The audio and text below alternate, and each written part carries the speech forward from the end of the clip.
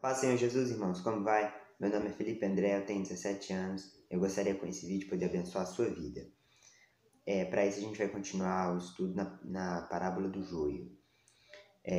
Eu vou ler e você acompanha a leitura. Outra parábola lhes propôs, dizendo: O reino dos céus é semelhante a um homem que semeou boa semente no seu campo.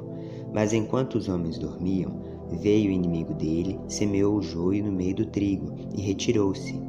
E quando a erva cresceu e produziu fruto, apareceu também o joio. Então, vindo os servos do dono da casa, lhe disseram: Senhor, não semeaste boa semente no teu campo? De onde vem, pois, o joio? Ele, porém, lhes respondeu: Um inimigo fez isso. Mas os servos lhe perguntaram: Queres que vamos e arranquemos o joio? Não, replicou ele, para que ao separar o joio não arranqueis também com ele o trigo. Deixai-os crescer juntos até a colheita, e no tempo da colheita direi aos ceifeiros: Ajuntai primeiro o joio, atai-o em feixes para ser queimado, mas o trigo recolhei-o no meu celeiro. Então essa parábola fala de uma grande plantação, e nessa plantação tem joio e tem trigo. O destino do joio vai ser o fogo, e o destino do trigo vai ser recolhido e levado para os celeiros. Então agora a gente vai ver a interpretação que Jesus deu a respeito disso, aqui em Mateus 13, no verso 36. Então, despedindo as multidões, foi Jesus para casa, e chegando-se ele, os seus discípulos, disseram: Explica-nos a parábola do joio e do campo. E ele respondeu: O que semeia a boa semente é o Filho do homem. O campo é o mundo. A boa semente são os filhos do reino, os joios são os filhos do maligno. O inimigo que semeou é o diabo. A ceifa é a consumação do século, e os ceifeiros são os anjos. Pois assim como o joio é colhido e lançado ao fogo, assim será na consumação do século. Mandará o Filho do homem seus anjos, que ajuntarão do seu reino todos os escândalos e os que praticam a iniquidade, e os lançarão na fornalha acesa. Ali haverá choro e ranger de dentes. Então os justos resplandecerão como o sol no reino de seu Pai. Quem tem ouvidos para ouvir, ouça. Então Jesus está fazendo nessa parábola uma advertência muito séria para a gente, que a gente tem que ter conhecimento disso, que vai haver um juízo vindouro, sabe? As pessoas que estão sendo joio na vida das outras, elas vão ter o castigo determinado ao joio. O trigo, se você está sendo trigo na vida das outras pessoas, você vai receber a recompensa por ter sido trigo. Isso é algo muito sério. Portanto, se você ainda não aceitou Jesus, aceita Jesus e começa a produzir frutos do Espírito, sabe? Todos os seus pecados para trás, eles vão ser esquecidos. Como fala lá nos profetas, vai ser jogado no mar, vai ficar longe. Deus vai mandar para bem longe. E Deus vai ver a sua justiça, vai ver o seu arrependimento. Nunca é tarde para se arrepender. Mas essa parábola está alertando o juízo. Agora eu vou falar aqui algumas revelações que tem nessa parábola que tem pessoas que não conhecem. Isso aqui é para pessoas serve até para pessoas de um nível mais avançado na palavra. Eu mesmo não sabia, até vim pesquisar um pouco mais a fundo sobre essa parábola. A diferença número 1 do trigo e do joio. O trigo ele tem frutos bons. O joio não tem fruto. Então, o trigo tem frutos bons, o joio não tem fruto. A segunda diferença. Com o trigo se faz o pão. E o pão alimenta as pessoas, certo? O trigo faz o bem, olha que coisa boa. Ele dá o pão que alimenta as pessoas.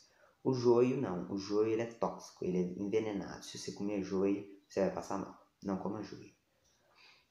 Nessa questão aí de frutos do Espírito, a gente vai ver em Gálatas 5, no verso 22. O fruto do Espírito é o amor, o gozo, a paz, a longanimidade, a benignidade, a bondade, a fidelidade, a mansidão, o domínio próprio.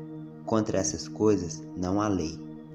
Portanto, irmãos, esses são os frutos do Espírito. E nós, como trigo, precisamos produzir esses frutos que estão ali escritos em Gálatas. Agora, a terceira diferença entre o joio e o trigo. O trigo ele é muito maleável. Eu vou ir pondo umas imagens aí, tá? O trigo ele é maleável, certo? Então, quando o vento sopra, o trigo ele se curva diante do vento, certo? O joio não, o joio ele é rígido, então o vento pode bater vento que o joio permanece rígido, ele é duro, ele tem uma dureza muito grande, né, no caule dele. Então, como que isso pode ser aplicado espiritualmente nessa parábola? A gente deve se inclinar para as coisas do Espírito. Eu vou ler 2 textos e você vai entender um pouco melhor o que significa essa maleabilidade, né? Não sei se existe essa palavra, né? O trigo ser maleável e o joio ser rígido, né? O que isso pode nos trazer de revelação? Pois os que são segundo a carne inclinam-se para as coisas da carne, mas os que são segundo o Espírito para as coisas do Espírito. E a gente também vai ver agora um texto em João 3, verso 8. O vento sopra onde quer, e ouves a sua voz, mas não sabe onde vem, nem para onde vai. Assim é todo aquele que é nascido do Espírito. Portanto, irmãos, o vento ele sopra onde ele quer. E o vento, muito claramente, né? O vento e o Espírito são coisas que são comparáveis. Então, da mesma forma que tem o trigo e tem o joio, o vento sopra, o Espírito chega para a pessoa. O joio, ele se mantém rígido, ele não se curva para as coisas do Espírito. Já o trigo, quando vem o vento, o trigo ele se inclina. Então, isso é mais uma realidade espiritual que deve ser comparada, né? Esse foi o 3º ponto. Agora, o 4º ponto que a gente vai ver já são as semelhanças entre o joio e o trigo. Então tá, vamos ver aqui. Eles crescem juntos, são semelhantes, e o objetivo do joio é destruir a plantação de trigo. Uma quinta semelhança, eles apresentam diferença somente na fase adulta. Por que eles apresentam diferença somente na fase adulta? Porque quando eles são pequenos, é muito difícil de você distinguir o que é joio e o que é trigo, certo? Então, para finalizar o estudo, eu gostaria de mostrar algumas conexões bíblicas sobre o juízo vindouro e a parábola do trigo e do joio. A gente pode ver aqui em Gênesis 1, verso 4, que Deus ele separou a luz das trevas, certo? Então, porque estava tudo junto, e aí Deus foi lá e fez assim, separou luz para um lado e trevas para o outro. Isso está em Gênesis 1, verso 4. Deus já estava anunciando que no futuro ele iria separar de novo a luz das trevas. Ali já está anunciado o juízo vindouro. Ali tem uma parábola ali.